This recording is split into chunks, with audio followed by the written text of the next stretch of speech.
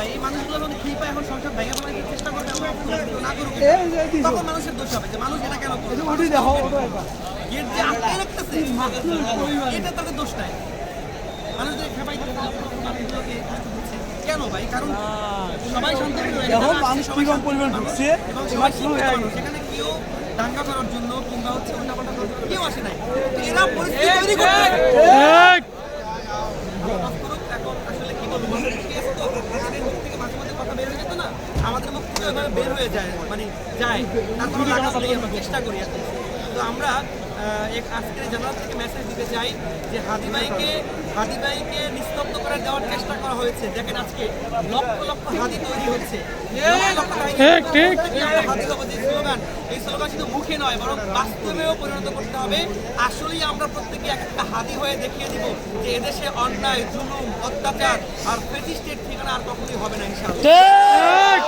এক ফেটিস্টকে আমরা বিদায় করেছি, বাট নব্য কোনো ফেটিস্ট যেন আমাদের ঘাড়ে উঠে না বসে, সেই জন্য সর্বোচ্চ সতর্কতা থাকতে হবে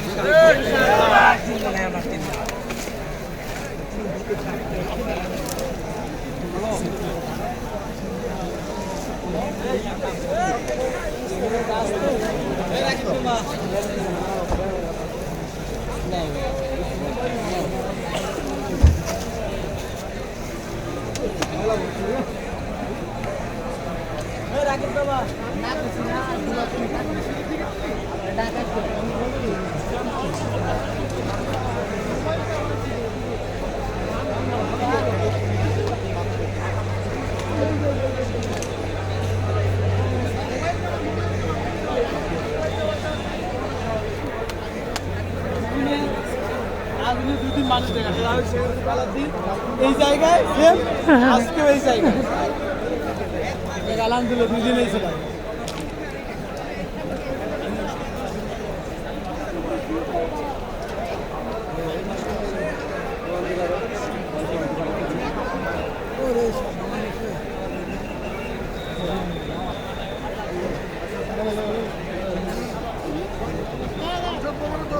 নাকি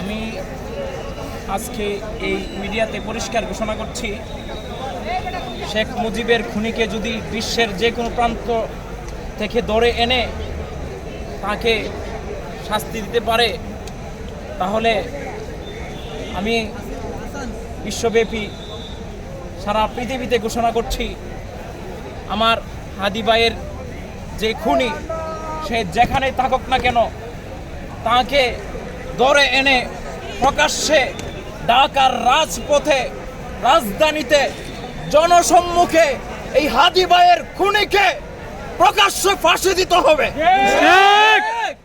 বাংলার তৌহিদি জনতা, আজকে আমাদের কথা বলার মতো এরকম মুভমেন্ট নেই।